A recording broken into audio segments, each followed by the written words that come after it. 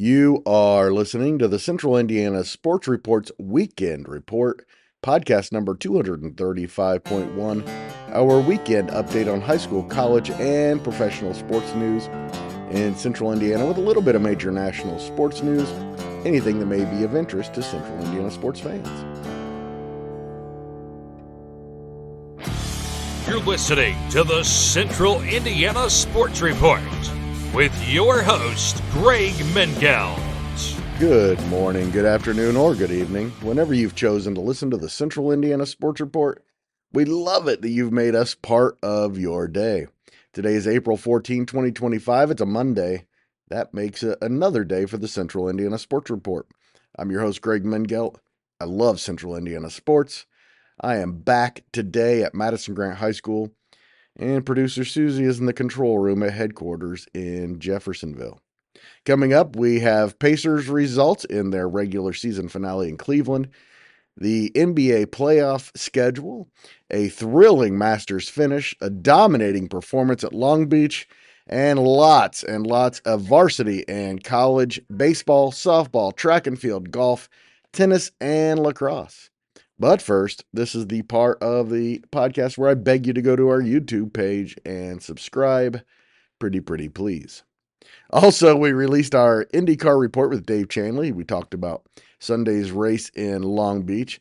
Plus, coming up this week, we have our Pacers report with Mike Rich as the playoffs begin this weekend. Our IU report with Grant Schaus. We'll be talking some spring football and some basketball. The Colts report with Eli Edwards, talking about the Colts' needs as we head into the draft, and 5 questions that need answers with Will Rutherford, plus much more, including the Daily Report every day at 1 o'clock.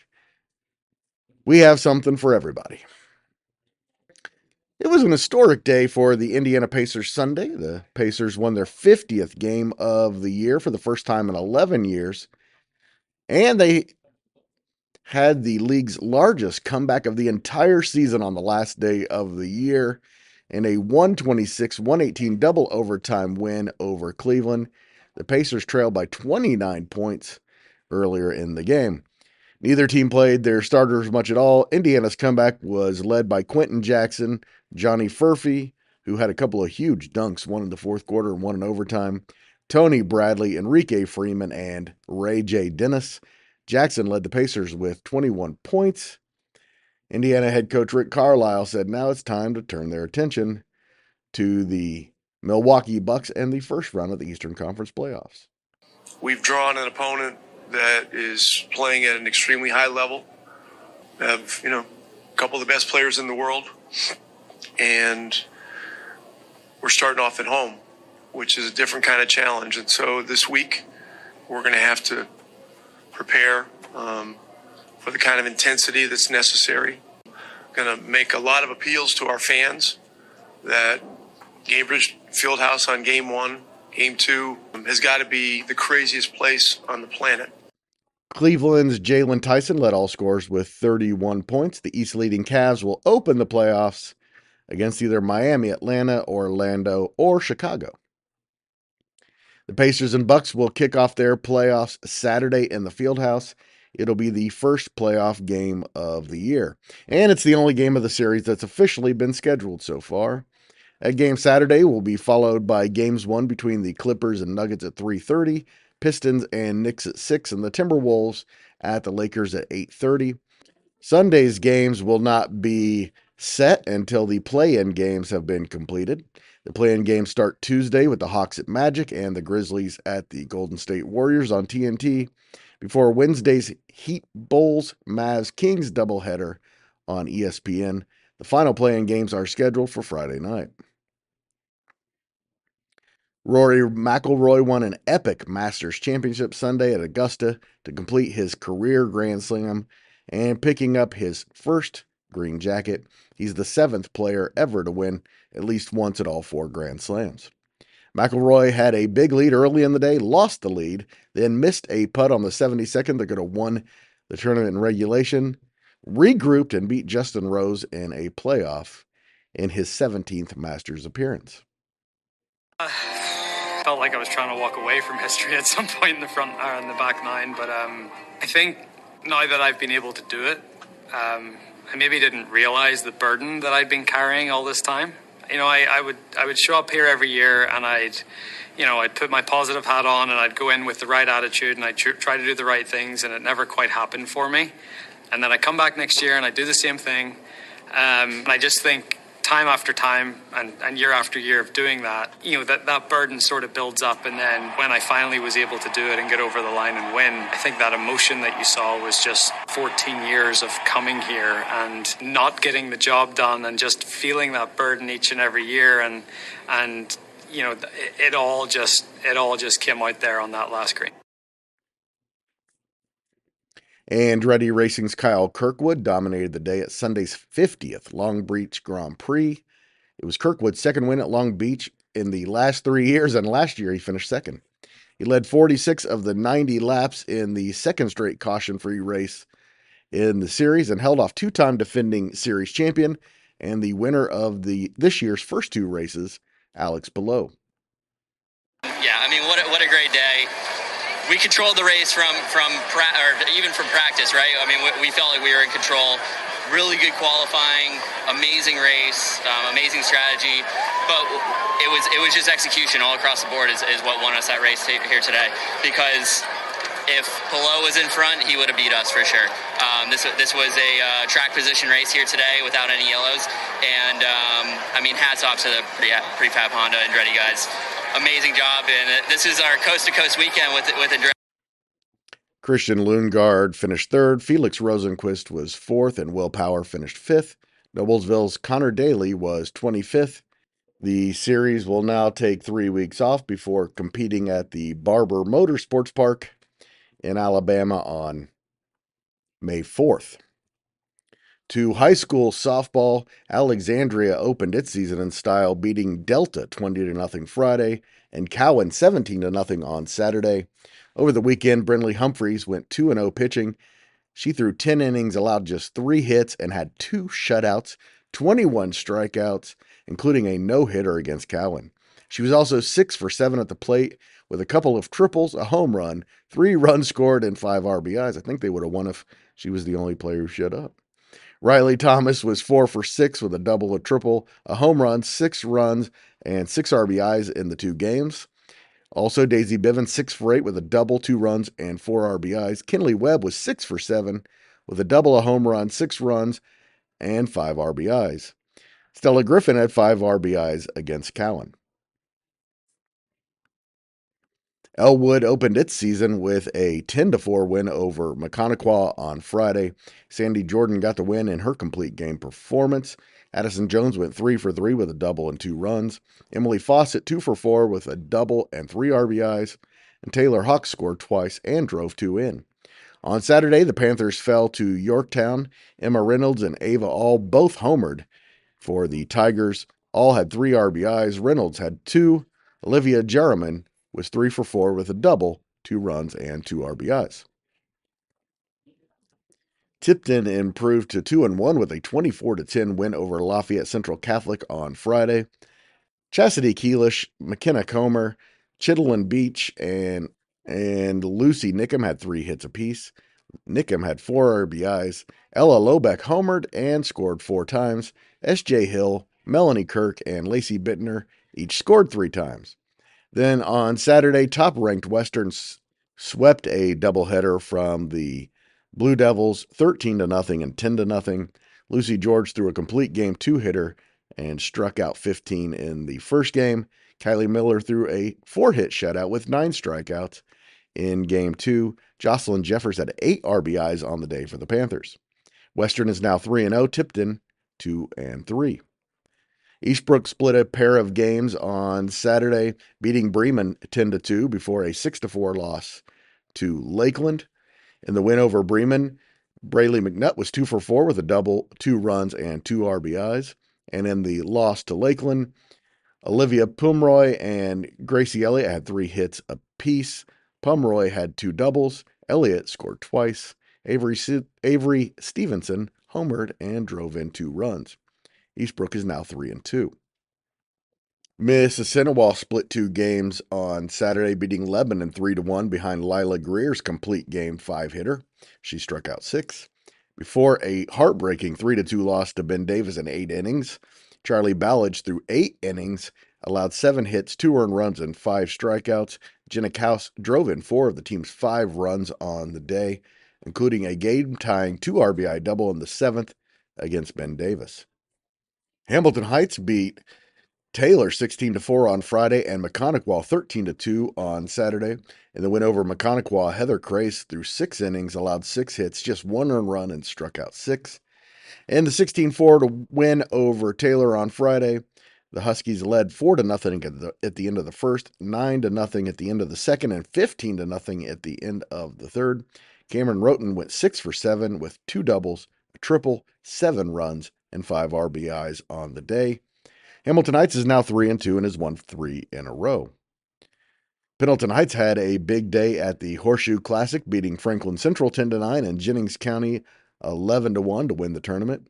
In the 10-9 win over Franklin Central, Kylie Smith drove in 3 runs, and Cassie Hayes and Ari Rector scored 2 runs each. In the win over Jennings County, Rector threw a complete game 7-hitter, giving up just 1 earned run and striking out 5, and Allie Carlin was 4 for 4 with 3 runs and 2 RBIs. The Arabians are now 3-2. Newcastle beat Muncie Central 25-0 on Saturday. Newcastle scored 11 runs in the first inning and scored at least 2 in every frame. On Saturday, Southwood beat Eastern 6-5. Eastern scored 3 times in the top of the 7th to take a 5-4 lead, before the Knights scored twice in the bottom to take the win. For Eastern, Marley Cone had 5 RBIs. Eastern is now 0-5. South Adams beat Westdale 10-0 on Saturday. Reagan Beitler threw a complete game shutout. She only allowed 4 hits and struck out 8. Bailey West and Keeley Bird had 2 hits apiece for the 1-3 Warriors. Greenfield Central handed Madison Grant its first loss of the season, 7-6. For Madison Grant, Jonna Hyatt had a home run and 3 RBIs. Olivia Dunham had 2 hits, including a home run. Carly Holiday drove in 2 runs. May Ricks scored twice, and Grace Wood had a pair of stolen bases. Peru beat Kokomo 13-11 on Friday. Despite Spencer Martin's 4 for 5 performance, she had a double, 2 runs, an RBI. Emma Lease had a triple and scored twice, and also drove in a run for the Wildcats. Hagerstown beat Wapahani 12-2 on Friday to drop the Raiders to 0-3. And Liberty Christian took advantage of 19 walks and 7 hit batters to beat Ritter 21-16 on Friday. Anna Chappell and Ellie Callahan scored 4 runs apiece. Chappell, who was the winning pitcher, also had 4 RBIs. We move to high school baseball. Madison Grant took its first loss of the season, 10-0 to Delta on Friday. They could not figure out Cabe Stebbins and Maddox Huffman, who allowed just 2 hits in the shutout performance and struck out 10. However, Madison Grant came back on Saturday with a big sweep of Delphi in a doubleheader, 14-4 and 19-4. On Saturday, Luke Gilman was 6 for 6 and drew 3 walks. He had a triple, scored 4 times, and drove in 2. Trip Hazley was 4 for 6 with 4 RBIs and 4 runs. Madison Grant is now 3-1 on the season.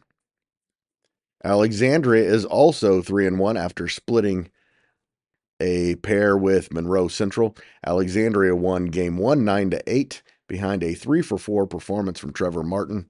He drove in 2 in the win. Then the Tigers lost 11-1 to Monroe Central. Lane Wilson threw a complete game, didn't allow any earned runs, and struck out 6. Caleb Ludicky was 3 for 5 with a double, 3 runs, and 3 RBIs. Monroe Central is now 4-1. Daleville beat Elwood 8-2 on Saturday. Aiden Ramirez and Bryson Sigler had 3 RBIs each. AJ Flanagan was 2 for 4 with 2 RBIs for Elwood. That followed the Broncos' 9-8 win over Muncie Central on Friday. The Broncos trailed 6-2 early and 8-7 after 5 innings before scoring single runs in the 6th and 7th to complete the win. Sigler was 4 for 5 with a double. Alex Ramirez had a 3-run homer in the 4th to get 4-0 Daleville to within 6-5. Also on Friday, McConaughey beat Elwood 9-1. It was McConaughey's season opener. Bennett Eisenberg threw 6 innings and allowed just 2 hits, no earned runs, and struck out 10 Panthers. For Elwood, Dylan Grimes had an RBI single. Bracken Jetty had a single and a run. Elwood is now 1-3. Lapel is 5-0 after winning 3 games over the weekend. On Friday, they beat Park Tudor 11-1. Then on Saturday, they beat Speedway 11-0 and 8-2 in a doubleheader. In Game 1 of the doubleheader, Kai Newman and Eli Sakaki combined on a 1-hit shutout and struck out 16 spark plugs. Alex Nunley had 4 doubles, scored 4 times, and had 2 RBIs over the weekend. After a 7-0 loss to Norwell on Friday, Eastbrook came back to beat Southwood 10-0 on Saturday behind Blake Jacobs' 3-hit shutout performance. He struck out 9 in the win. Will Hudson was 2 for 3 with a double and 4 RBIs. Eastbrook is now 3-2. Blackford and Wabash split a doubleheader. The Bruins took Game 1. They scored all 4 of their runs in the first 2 innings. Trey McIntyre, Trey Norton, and Owen Norton made it hold up on the mound. Alex Bonawit was 2 for 3 with a double, 2 RBIs, and a run. Wabash won Game 2, 7-4. Dominic Baker and Mackie Sorg had 2 RBIs each, and Carter Booth and Cooper Long scored 2 runs apiece for the Apaches. Trenton Norton had a double, 2 runs, an RBI, and Bonawit went 2 for 2 in the loss. Mississinawa also split a doubleheader over the weekend, beating Jay County 9-8 before losing to the Patriots 14-0 in the nightcap. In Game 1, Mississinawa scored 4 runs in the bottom of the 6th and the bottom of the 7th to overcome a 4-1 deficit. Kellen Rock was 2 for 3 with 2 doubles, 3 runs, and an RBI. Bryson Velasquez scored twice and drove in 2, and Kyler Thompson had a 2 RBI double. Caden Summers no-hit the Indians in Game 2 with 11 strikeouts. Carter Fugate had 3 RBIs. Austin Myers had 3 runs for the 1-3 Patriots. Mississinawa is now 2-2. Richmond swept Marion in an NCC doubleheader, 9-5 and 4-3. Marion's now 0-3. Roncalli beat Kokomo 4-2, and Kokomo's now 0-3. Pendleton Heights won both of their games over the weekend, beating Newcastle 17-2 Friday. Ryland Montgomery went 2 for 3 with a double, 2 runs, and 2 RBIs. Mason Saxon had a single, 3 walks, and scored 4 times. And Colin Axel Adams had a double and 3 RBIs. In Saturday's 4 win over Hamilton Southeastern, it was Jacob Garner who was dominant on the mound. He picked up the win. He threw 6 innings, allowed just 4 hits, 1 earned run. Colin Axel Adams came in to get the save in 1 inning pitched. It was a 1-2-3 inning. Pendleton Heights is now 5-0. Western and Western Boone split a couple of games on Saturday. Western Boone won the opener 9-8 before the Panthers took Game 2 12-2. In that win, Braden Miller was 3 for 4 with 2 runs and an RBI. Gavin Denton was 2 for 4 with a double and 3 RBIs. Kyler Norman had 2 hits and scored 3 times. And over the weekend, Ryan Rodman just is on a tear. 4 for 8, 2 doubles, 4 RBIs. Western is now 3-2. Eastern beat Taylor 10-0 on Friday before beating Peru 11-3 Saturday and taking a 6-5 loss to Eastern in their final game of the weekend later Saturday. And the win over Taylor, Colin Otto threw a complete game 1-hitter and struck out 11. Trey Beachy had 3 RBIs and Caleb Hurt scored 3 times. The Comets scored 8 runs in the first inning to beat Peru.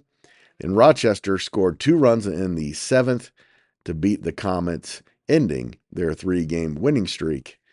Eastern is now 4-2. Homestead swept Wapahani in a doubleheader Saturday, 7-4 and 3-2.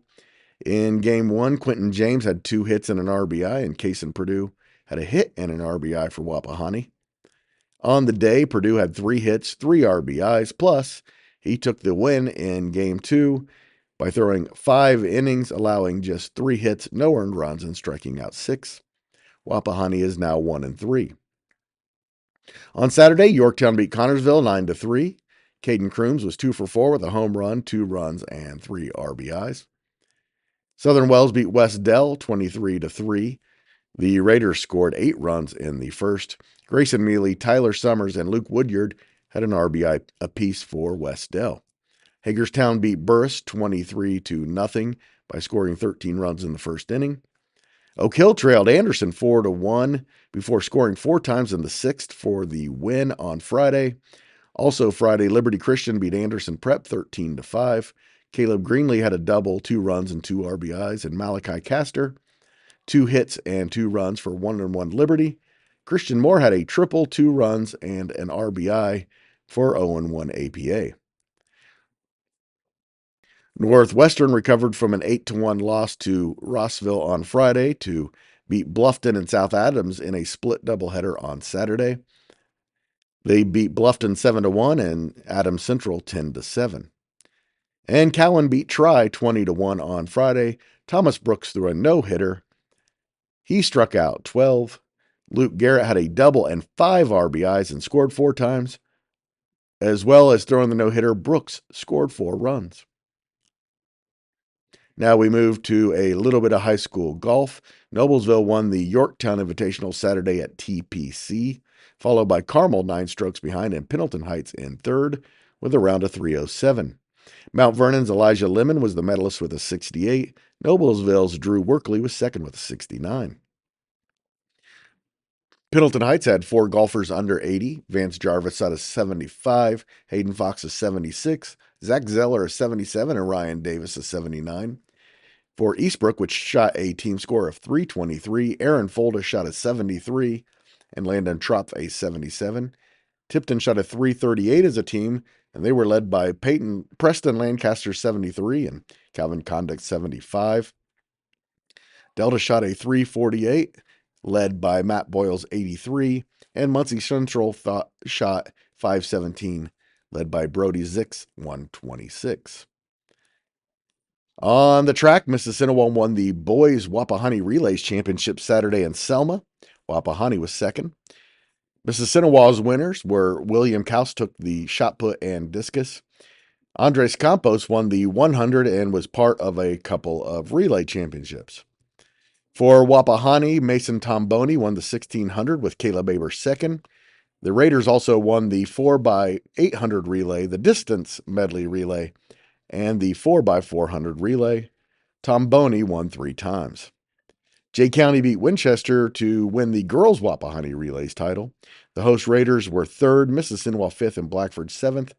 Anne-Marie Gibson won the 1600 and was second in the 100 hurdles for Wapahani. She finished second behind teammate Lexi Hobbs. In high school tennis, Alexandria beat Monroe Central 5-0 to improve to 2-0. And Marion beat Jeff 3-2 Saturday in an NCC contest. Ava Maroney won 6-4, 6-3 at number 2 doubles, and the Giants won both doubles matches in straight sets. In college baseball, Illinois took 2 of 3 from Indiana over the weekend. Indiana's win was 12-3 on Saturday. Hogan Denny was 3 for 3 with a double and a home run in the win. He scored 3 times and drove in 3. IU's now 20-16, 10-8 in the Big Ten. Purdue took the first 2 of the 3-game series at home against Rutgers and is now 22-13. They host Arizona State Monday at 1. Ball State swept Northern Illinois and sits atop the MAC standings at 13-2. The Cardinals are now 26-11 overall after beating the Huskies 7-5 Friday, 8-3 Saturday, and 14-4 on Sunday. And Anderson is in first place in the Heartland after sweeping Berea and Earlham both in doubleheaders over the weekend. On Friday, the Ravens beat Earlham 13-2 and 7-1. Then Saturday, they took down Berea 24-7 and 19-0 on the road. The Ravens are now 21-10 overall, 11-3 in conference play. And another league leading team, Taylor swept Goshen in a doubleheader Saturday 5-1 and 17-2 after the Maple Leafs took the opener Friday 7-5.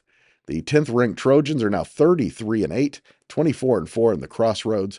They lead second place Indiana Wesleyan by 6 games atop the Crossroads, and they are at Indiana Wesleyan for 2 Thursday and 2 Saturday.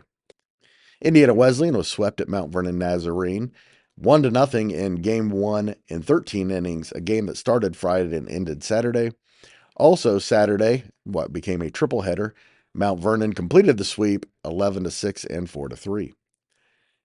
IUK won game 1 at home against Brescia Friday before losing 8-5 and 7-2 on Saturday.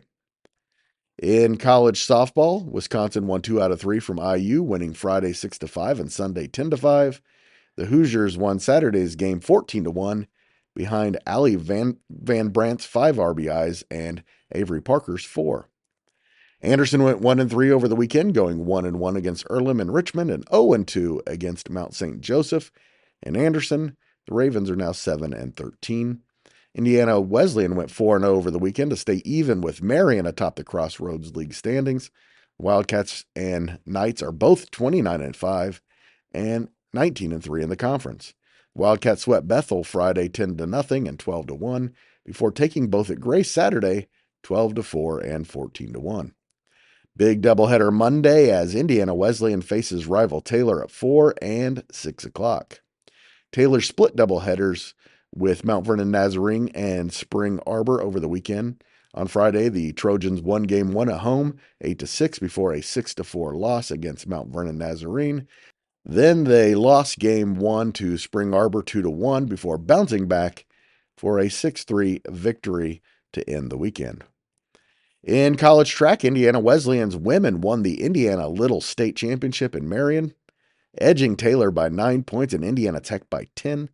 Indiana Tech won the men's meet handily over Indiana Wesleyan. The winners for Indiana Wesleyan, Allie Hawk won the 400-meter hurdles and was part of the 4x4 winning relay team, and Princess Cara edged IUK Sydney Duncan by 6 inches to win the shot put. Indiana Wesleyan took 3 of the top 4 spots. However, the Frankton grad Sydney Duncan did win the shot put easily with a toss of 51-11 and a quarter.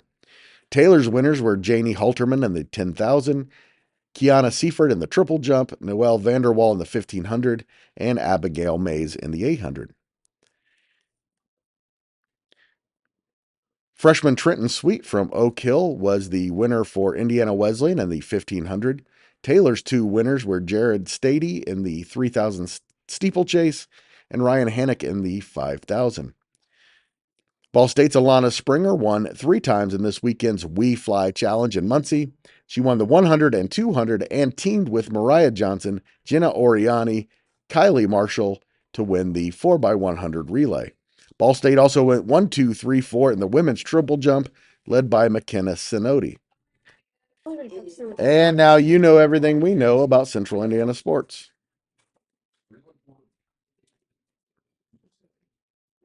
Central Indiana Sports Report is a product of ITG Media, and I love Susie.